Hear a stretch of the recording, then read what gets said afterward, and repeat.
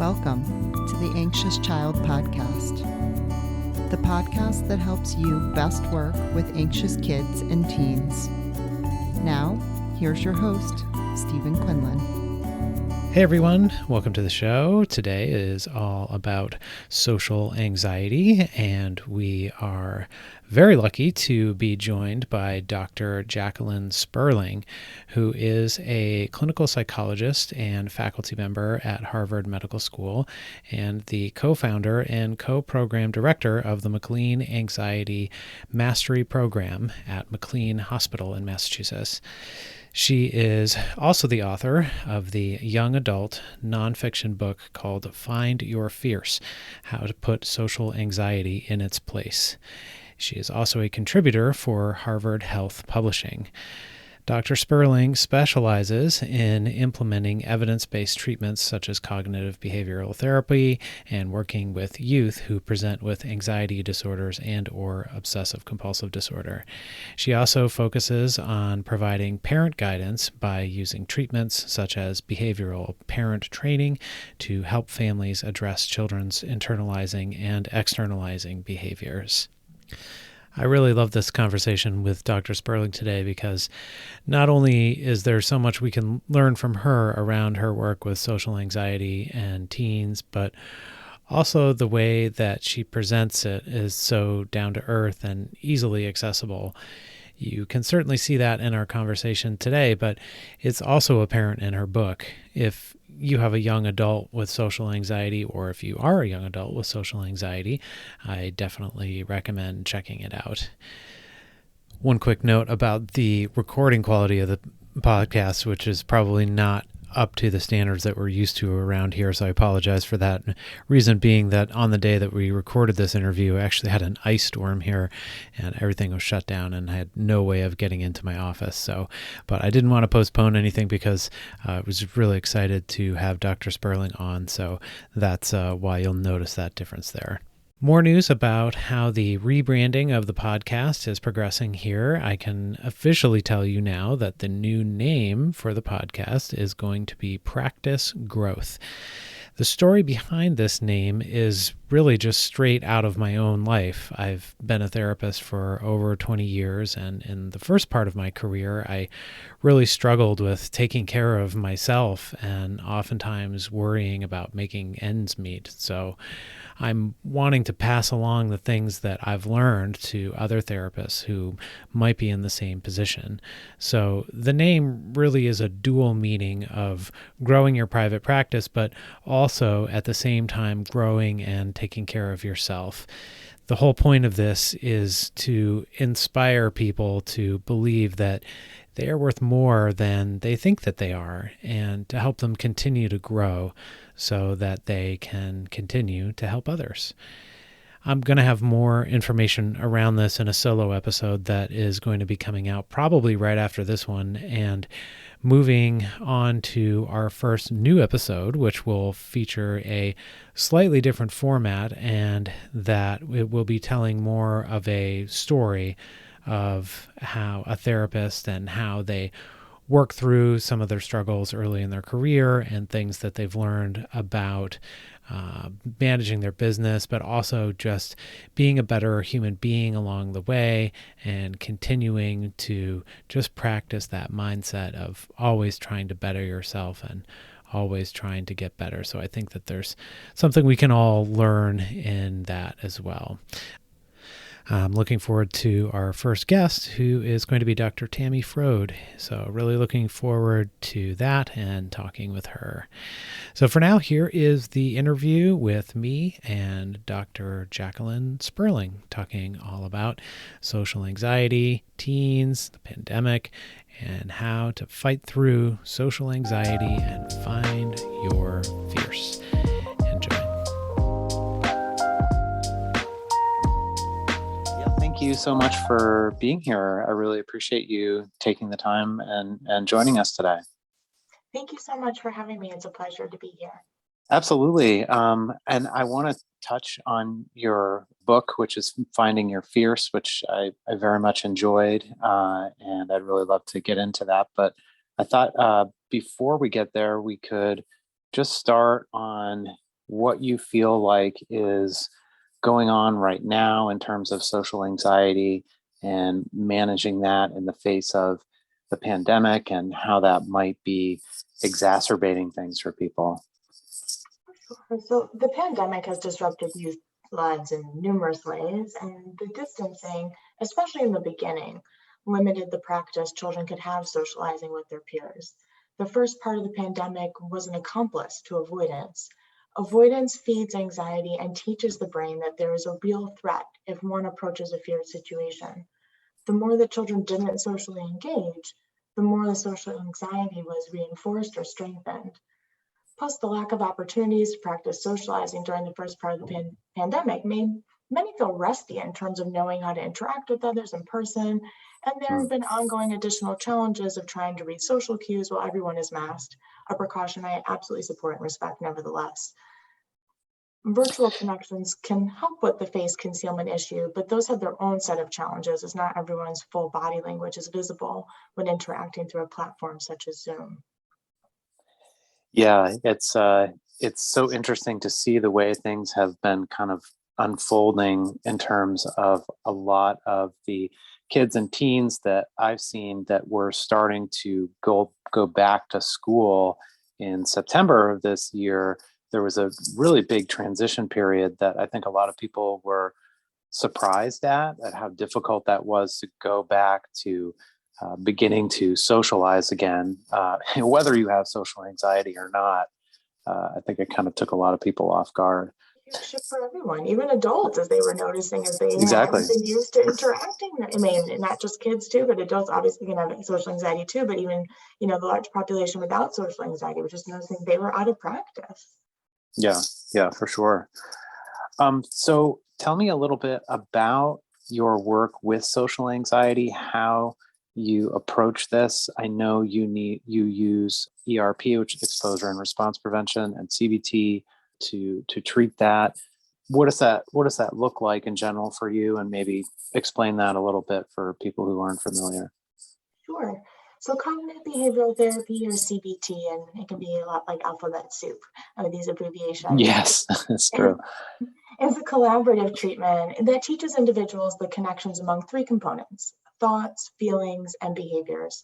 And it also offers tools to help youth manage the components. For example, it's common for those with social anxiety to have unhelpful thoughts about what others might be thinking.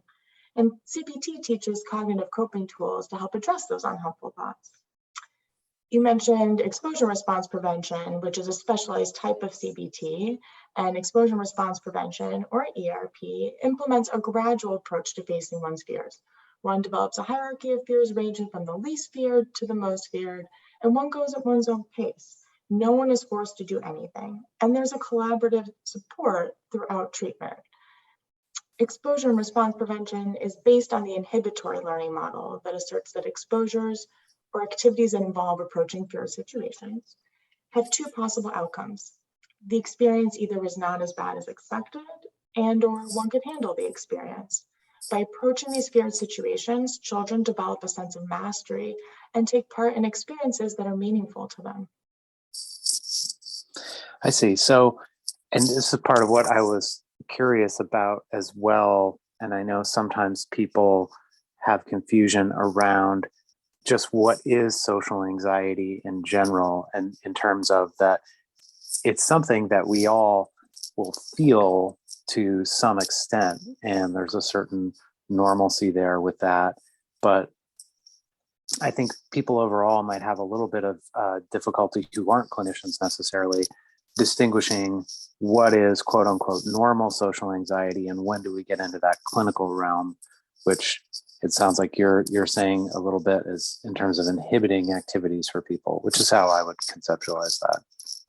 Absolutely. So, as humans, we are wired to connect with others, and particularly when children reach adolescence, their peers become especially important to them, and it may carry even more so what they start to think about them, what they may think about them, and feeling accepted, fitting in. And with social anxiety, it is this fear of being judged or embarrassed that really starts to get in the way of certain areas of functioning. It has to last at least 6 months. And it can show up in a variety of different ways. Some people find that it's really focused on presentations or speeches, performances. And there are some people with social anxiety who act. And they say it's because I'm playing a character, it's not me on stage. And so they feel like they can do that. And for some, it may be eating in front of people or ordering in restaurants, talking on the phone.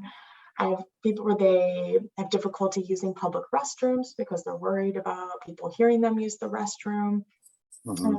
It can look like a whole range of things, and it doesn't have to be one particular setting that necessarily gets in the way. For some, we want to see, like, is it getting in the way of their daily life? And it can show up in a variety of ways, whether it's participation in class, if it's an adult, it could be communicating with their colleagues, participating in meetings. If it's starting to get in the way of what they want and need to do, then that would be a time where someone might possibly meet criteria for social anxiety disorder. Yeah, and that's those are a lot of great examples in there around the different ways that it can show up. I think that sometimes it's, again, back to that kind of almost stereotypical way that it gets conceptualized sometimes, which is, oh, I feel nervous talking to people. But there's so much more to it. The acting piece I have always found particularly fascinating, because I've seen some people who struggled with one-on-one talking with me in session or with their peers, but yet were able to go up on the stage in front of a bunch of people and be this sort of outlandish character, which is really freeing for them. And as you said, it's just, they're just buying into that character. But the other piece, I think, is they know what it is that they're going to say. So there's not that, they're, literally presented with this script of here's what it is, so that there's not that fumbling around of, do I say this? Do I say that? Am I going to look silly? Will people think that's the wrong answer? So it kind of removes some of that difficulty from the situation. I'm curious, I'm always sort of wondering about this. What do you feel like are some ways that parents can help their kids or teens who might be struggling with some social anxiety? What are some things that they can do themselves kind of at home? So parents can create opportunities for their children to practice social interactions independently. They can reduce how often they do what the anxiety wants, such as speak for their children in social situations. That might look like a parent ordering for a child in restaurants. So parents also can collaborate with their children to learn about a ranking of social situations, like the ones I mentioned earlier, including ones they fear the least, all the way up to the ones they fear the most. Parents can plan with their children which experiences toward the bottom of the hierarchy that parents will not do what anxiety asks, to support their children as a starting place. And parents also can facilitate experiences that do not include performance evaluations that can help boost their children's self-esteem while their children are working on approaching feared situations. Some examples could be volunteering at community centers, helping a neighbor unload groceries, walking a neighbor's dog when a neighbor is ill or away, and more. These experiences offer opportunities for positive feedback and appreciation. They show your children that they matter and can be effective, and they can provide a buffer from the bumpy trajectory that is involved in facing one's fears. Yeah, those are some great suggestions. Are there mistakes that well-intentioned parents or clinicians might make in trying to help kids who are suffering with social anxiety? When parents see their children in distress, their instincts tell them to protect their children. Children with social anxiety experience the distress during social interactions or performance-based activities, so parents may intervene during these experiences to prevent their children from feeling anxious. Parents may order at restaurants, like I mentioned, for their children, schedule plans for children of age to speak on the phone, contact teachers for their children, and more, so that their children do not experience this stress. Although the intentions are kind, these actions inadvertently teach children that they cannot approach the situations themselves. I want to be clear that parents are following their instincts in these circumstances, and no one is to blame for that. The treatment for social anxiety asks parents to go against all of their instincts and create opportunities for children to learn that they can handle the experiences, even if their children may feel uncomfortable. It's an exposure for parents to see their children in distress. And with time, parents will learn that the emotions will not hurt their children. When their brains are firing false alarms, children need to teach their brains that there is no safety threat. The way to do that is approaching the situations themselves, even though the experiences may be uncomfortable. Yeah, that's well said. I think what happens inadvertently, as you're describing, is that if you are met with an anxiety-provoking situation and you skirt your way around it, avoid it, and somehow you're reinforcing that idea that the situation actually is dangerous and should be avoided, as opposed to this is something we can manage, and here's how we're going to get through it. But as you said, it's tricky because as parents, and I think also as clinicians, sometimes that well-intentioned impulse is to protect from something that the child is displaying, of being upset or being uncomfortable. So of course that we're hardwired to jump in there and try to protect. So it is counterintuitive in that way. I'd love to talk about your book, which is Finding Your Fierce, which I really enjoyed. You have some great illustrations in there, I thought, as well. And it's broken down really nicely throughout each chapter in terms of here are some specific steps that you can take, and here are kind of the takeaways for this chapter. Tell me a little bit about the decision to have like sort of those almost like these case vignettes, excuse me, for different people, and trying to sort of, it seemed to me like you were trying to really bring that to light for people and have them be able to identify with different kind of characters in the book. Oh, sure. And thank you so much for the support of it. I mean, my aim is to increase access to evidence-based support to as many as possible. So the book, Find Your Fierce, How to Put Social Anxiety in Its Place, is really an aim to equip readers with tools to help them not only keep social anxiety at bay, but keep their emotions in general in check. And one does not necessarily have to meet criteria for social anxiety disorder or have symptoms of social anxiety really to benefit from the tools in the book. Also, another aim of mine is really to make it something that it could offer tools that really apply to if you're human, because a lot of these tools could help us address thoughts, feelings, and behaviors. As humans, we have all of those. But I would say, one of the reasons to have those 3 teens show up in the book and throughout the book is to help, as you said, like it really like highlight, how these experiences may show up in everyday life. And throughout in each chapter, there are different tools that readers learn, and they can help practice what they've learned and apply it to someone else's situation. And that sometimes can also feel less threatening, where it's like, okay, this character is experiencing this. How can I help apply this tool? And then once they start practicing that tool on the character in the book and what they may be experiencing, that can help them implement the tools for their own personal experiences.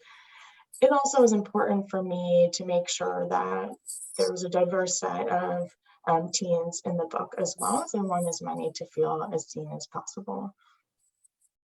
Yeah, I'm glad you mentioned that. I also appreciated that there was there was diversity in those characters, and that while, as we're saying, it's helpful to identify either, probably not completely, but maybe certainly partially with one of those characters or all of those characters in some way, is also very helpful to have that be externalized and not necessarily, as you said, you that we're talking about.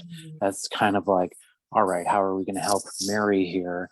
And some of those things that you're working through with her, that kind of naturally sticks with you when those situations come up and you hopefully remember back to those things that you've been practicing. One of the things you talked about was this idea of stop, drop, and roll, which everybody remembers already, but you've kind of reconceptualized that. Talk to me about that a little bit and what that means. So this is a tool to help people manage some unhelpful thoughts. And so as humans, our brains are moving quite quickly, and there's a lot of information that we have to process and take in throughout every moment of our lives. And if we processed every single detail, our brains would be overloaded. So for example, if a student walks into class, they don't necessarily count every desk that's in there, identify what everybody's wearing, how many pencils are in the room, how many ceiling tiles, and so on and so forth.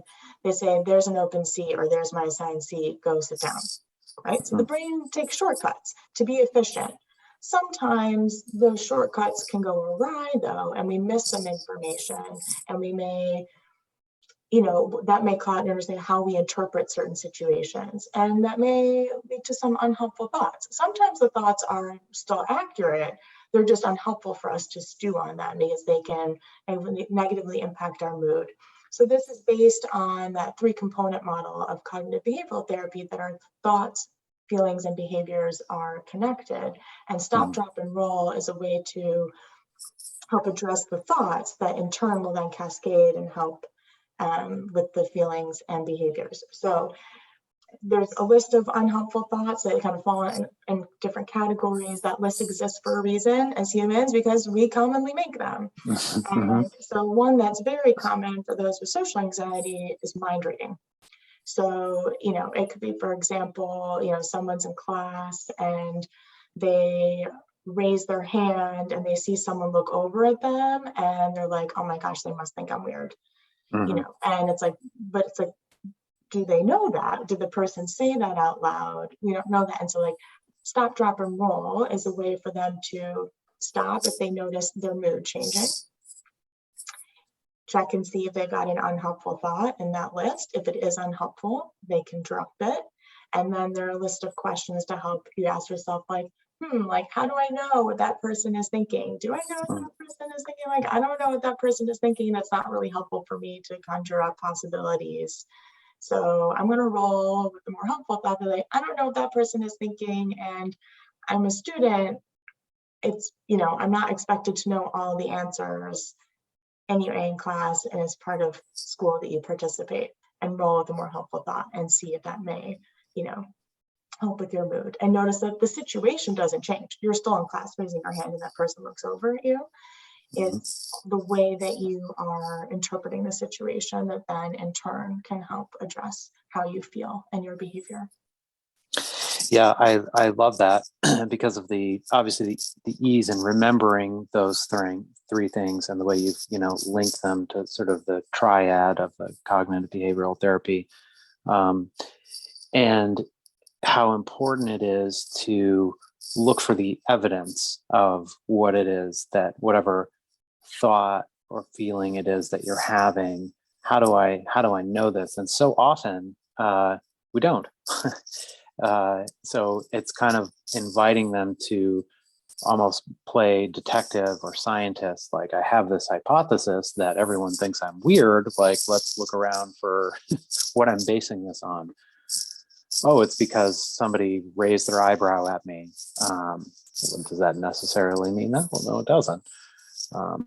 So yeah, I think that's super helpful. And it kind of points to the, and I don't know how often teens sort of get to this point of like almost meta awareness, but it sort of leads you to that point of we really don't always make the best conclusions about things, and as human beings, as you're saying, we're kind of hardwired to quickly evaluate things, but which is great, but can also lead to that potentially that downfall of making some errors along the way.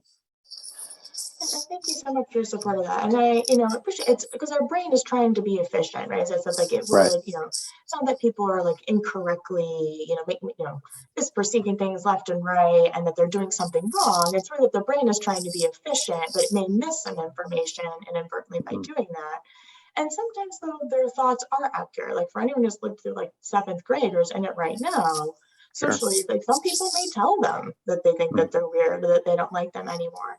The thing is like, is stewing on that thought really helpful for you? And is it taking you away from focusing in class or doing your schoolwork? And if you're noticing that it's taking you away from those things, there are techniques in the book, such as mindfulness, to help bring your focus back, present moment, really kind of acknowledge your experience, like how that felt. And stewing on that is not going to help me right now in math class. So there are techniques in the book to help them with that. So I do want to acknowledge that, like, sometimes for youth and adults, that like they very well may be accurate, and at the same time, it isn't helpful for them to be stewing on it. Oh, absolutely. Yeah. I mean, I think that it's more a question of like, is this serving me? Like, does this making me feel good at this point? And if not, like, how do I transition out of that? It is interesting, like I think it also speaks to the amount of information that we're sort of being bombarded with, especially these days, constantly, so that your brain is doing its best, right? Like it's sort of wielding off everything that it determines as sort of unnecessary or what have you. So inevitably, you're bound to sort of make some mistakes along the way.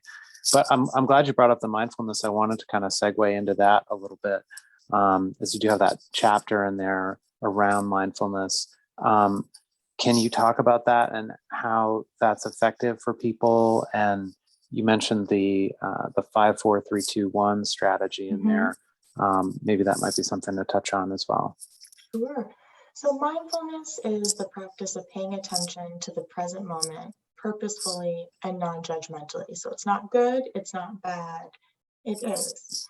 And mindfulness helps exercise those focus muscles in the brain. And it sounds really basic. I have to say, it's much harder to implement than it sounds. And it's really a practice. And I like to think of like our minds kind of like windshield wipers. So if they're turning up, they're focusing on the task at hand. But when they go down, to the right there at the car, it's like our mind wanders, and you have to bring it back to the focus. And they wander, and then you bring it back.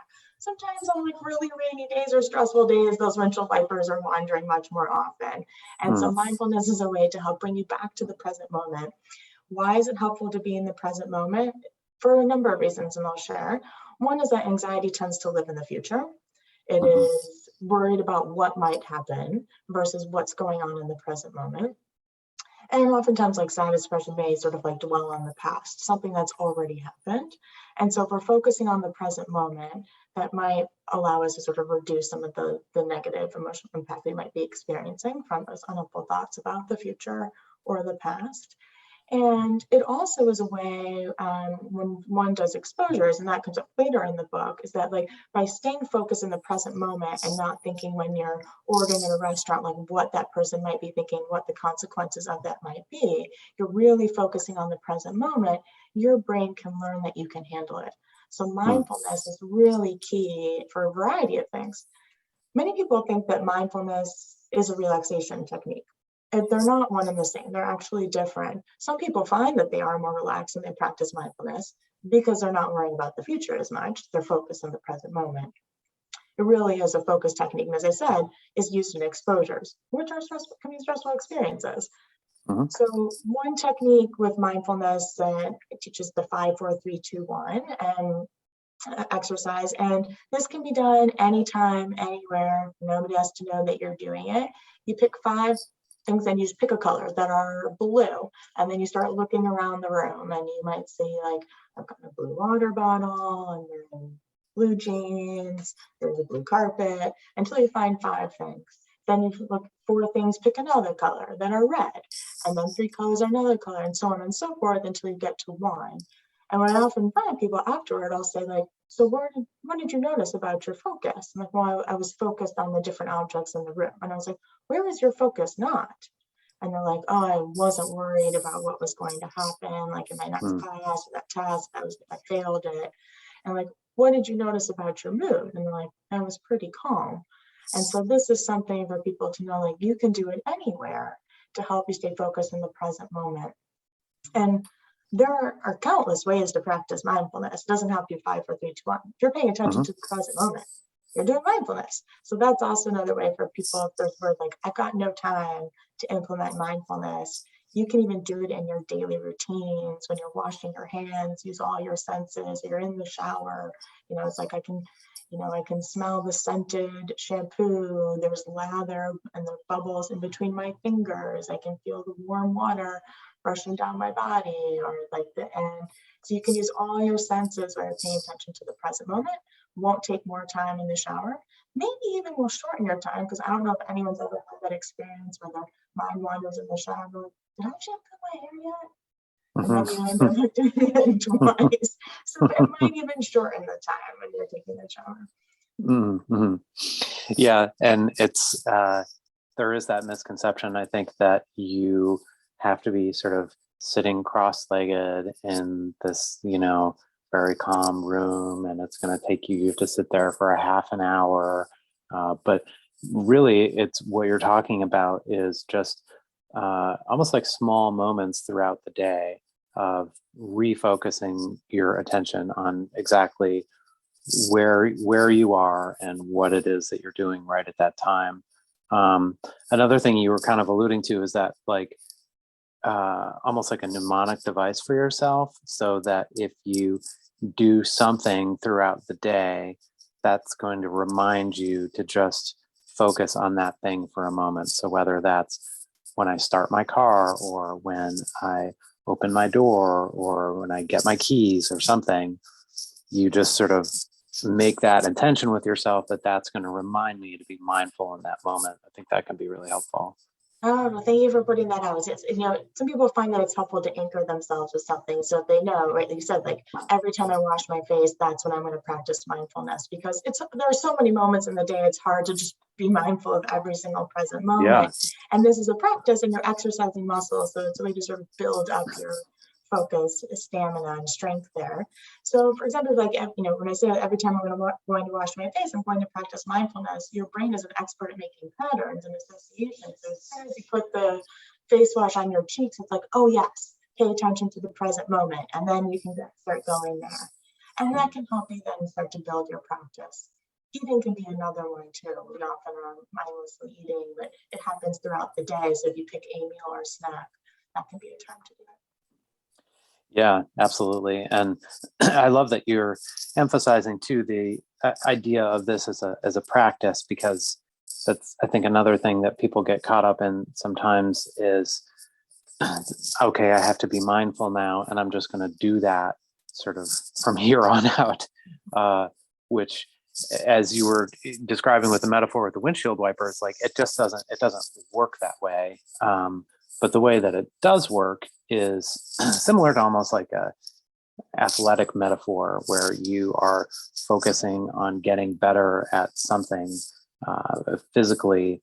You are working on a particular skill or muscle or something like that. Our brains are the same way, so that the more we go over that, bringing the focus back to the present moment, or just that, like, noticing that we're having maybe some thoughts that aren't serving us well, the better we get at doing it.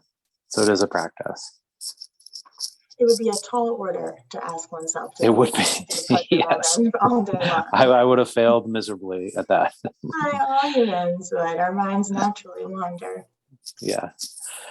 So along the same line, another thing you mentioned in the book is you outline some breathing exercises, but you were very specific in talking about the importance of don't just breathe. Like, you hear that a lot of just like, all right, well, we're just going to sort of breathe with it. But you outlined some very specific kinds of breathing. I wonder if you could touch on that a little bit for us. Oh, sure. I remember when learning these techniques, and I'm thinking to myself, man, it's like, really? You're going to teach me how to breathe? Don't we already know how to do that? So And just kind of imagine like what that might feel like for someone on the receiving end, and you're teaching them breathing techniques. So I want to be yeah. mindful of how this comes across, that this is there's a technique that's applied to this breathing that then can send a signal to the part of the brain that turns on the calming down system, or the parasympathetic nervous system. So this is a special technique that then sends a signal, not just any kind of breathing. And many of us, without knowing it, can get by with some shallow breathing. I'll spend a second when we're calmish. So if listeners, they want to sort of like practice on themselves, they place one hand on their upper chest and one hand kind of like on their belly, and they take a deep breath through their nose and watch which hand rises higher. And for many, it's the upper hand. And as I said, like we can get by taking breaths from that shallow part of our chest when we're calm. So when we're anxious, if we start breathing quickly from there, that might make us more likely to hyperventilate, shortness of breath. So this is an exercise to help you use a diaphragm, which is this muscle underneath your lungs, to help you get as much air in there as possible to maximize your breathing. And it's hard though. It's like retraining the body when you're used to training at this upper part of your chest. So people, they can even like imagine they've got a balloon in their belly, or some people, if they want to like lie on the ground and place a box of tissues on their belly to like help see if that goes up and down when they're breathing. You want to breathe in through your nose, and you can pick amount of time, for example, 3 seconds. And the key is that the amount that you exhale is through your mouth, and it's longer for the amount that you inhale. That will help send the signal to the calming down part of the brain, or calming down system. So if you inhale through your nose for 3 seconds and exhale slowly through your mouth for 4 seconds, and you're really trying to use your diaphragm and so really like inflate that balloon that's in your belly, and then slowly exhale. And for younger children, I might use magic, like they can, try to make the amount, or the like letter S, so like a snake, to let the air out more slowly. Even adults too, if they're trying to really practice controlling their breathing, to let the air out slowly. So just think about also, if you blow up a balloon, you hold the ends to keep the air from coming out. If you just open up your fingers, the balloon goes all over the place, and that's not controlled. So you want to just let the air out a smidge so that the air is coming out slowly and the balloon is deflating in a controlled way. Yeah, that's a great metaphor, and I've heard of some kids doing that exercise with a stuffy or something on their belly that they get to kind of make go up and down, and that's sort of fun. But they're learning the technique at the same time. It's with so much of what we're talking about there, and you had mentioned this earlier, there's a simplicity to it, but that doesn't necessarily mean that there's an ease, which I think is important for people to recognize. It's very, I think, easy to quickly dismiss things as just sort of simple. And as you said with the breathing, like, really, you're going to teach me how to breathe? Like, I think I've got that figured out at this point. But the challenge is in being able to do that sort of throughout the day, and really the remembrance, I feel like we were talking about sort of the mnemonic devices earlier, but to do that in those situations where you might be feeling a little increased anxiety or upsetness or whatever it is for you, because it's very easy to, once the amygdala has kind of sent out that signal, and if you're in that place of really heightened distress, it's difficult to recall all of these things. So yeah, I would just encourage people not to dismiss it out of hand because it seems simplistic. It sounds so much easier than it really is, and all of them. I think many of these skills do. And I think it's also key to keep in mind that there's a specific time when each of these skills may be used. They're not meant to be used all the time. And there's sometimes where they can interfere. So for example, like during an exposure where someone's trying to face their fears, if they are experiencing distress, we don't want them to use relaxation strategies, because that will distract their brain and prevent them from being able to learn that they can handle it. It might be a strategy that they use like an hour before their soccer game, if they're kind of like feeling like a little on edge and they want to loosen up, but it's not during the soccer game. Or it might be before they go to bed to kind of loosen up. So it's something that you think about when you're using them. And it's also important before you even implement these skills to practice them when you're calmest. You can master them first, and then you can use them at the times when they're indicated. Right. So you're not sort of in the heat of battle, so to speak. You've been able to try to start working on these things where you're in more of a calm space. So many people might be in distress and they're trying, it's like, it doesn't work. And I was like, that makes sense. It doesn't work because, absolutely. And I think then it's a setup for them. And then, but I feel for them because then it's like, well, then what does work? And I think it's also helpful to keep in mind, what do you mean by work? Because I think oftentimes, in society, we think that like we want these emotions to go away, like they're harmful. We want to make them go away. All of these emotions are adaptive. And for many people, like, what is the purpose of having that anxiety? It just feels like it wreaks havoc on my life. It does have a purpose. If you didn't have anxiety, you might not prepare for a test. Right? You may not look both ways before you cross the street. So there are ways already to help us prepare for the future. We just need to make sure that we keep it in check. And there are times we like to teach our brain that like these emotions don't hurt us and to imagine them as like waves in an ocean. We don't want to make them crash prematurely. We want to let them come to shore because they all do eventually come to shore. They cannot last forever. Mm-hmm. Yeah, and it's a really interesting and I think important point that you made about the exposure therapy, where the point is not to not feel the anxiety, but to feel it to some extent and be able to get through it.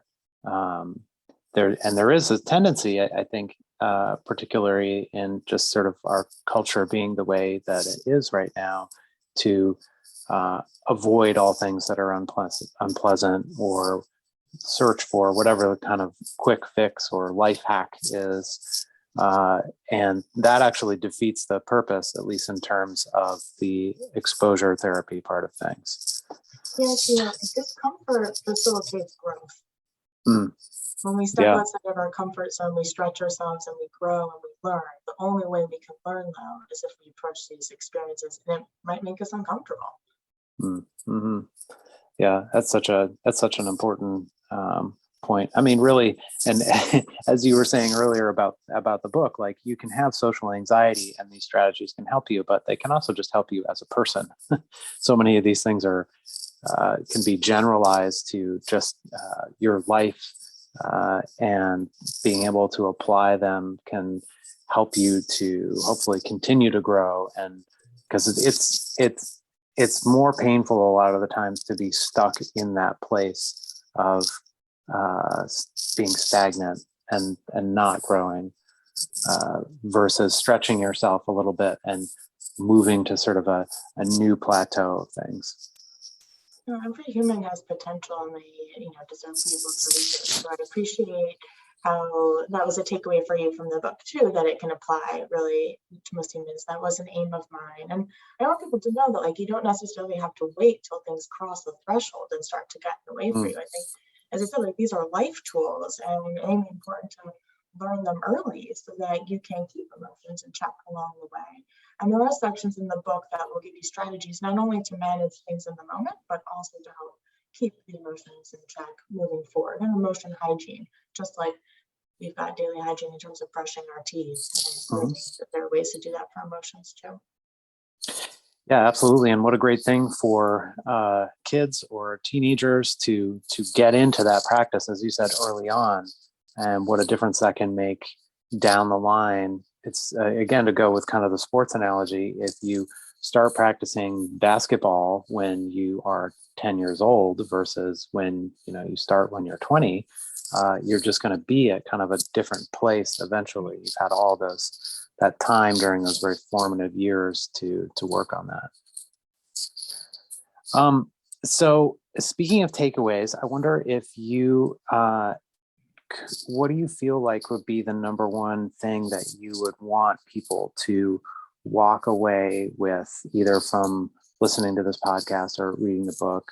What do you feel like is of sort of paramount importance that you would want to get across? I'd say even though there is a mental health pandemic right now alongside the COVID pandemic, one does not have to suffer alone. there is a range of support options that one can pursue. So you're not alone.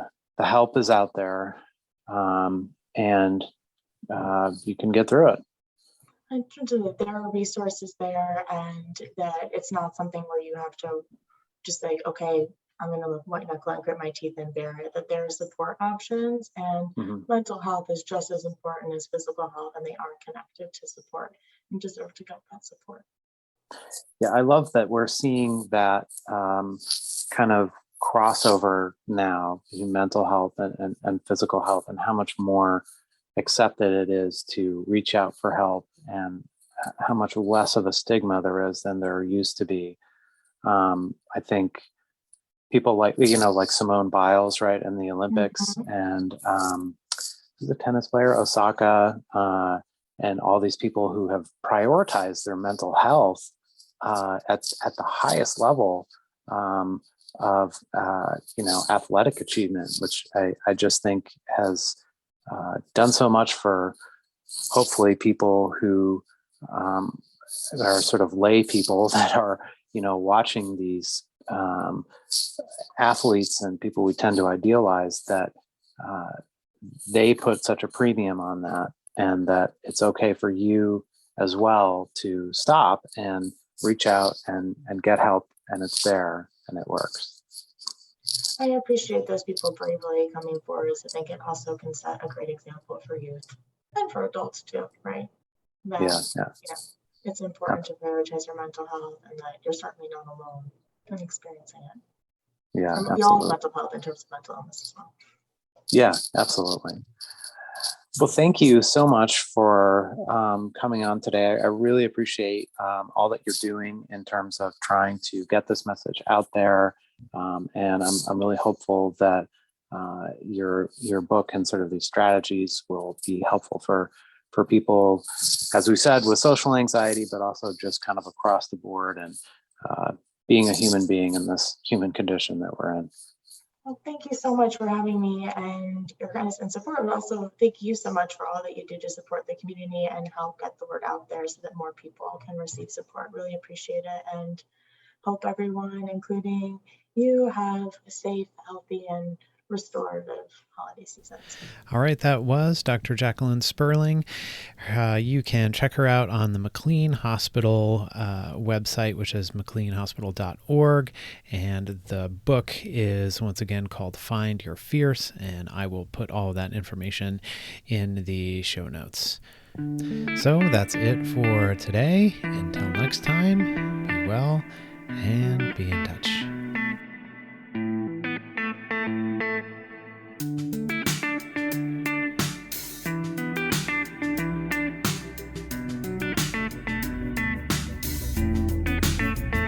This podcast is not intended as medical or psychological treatment.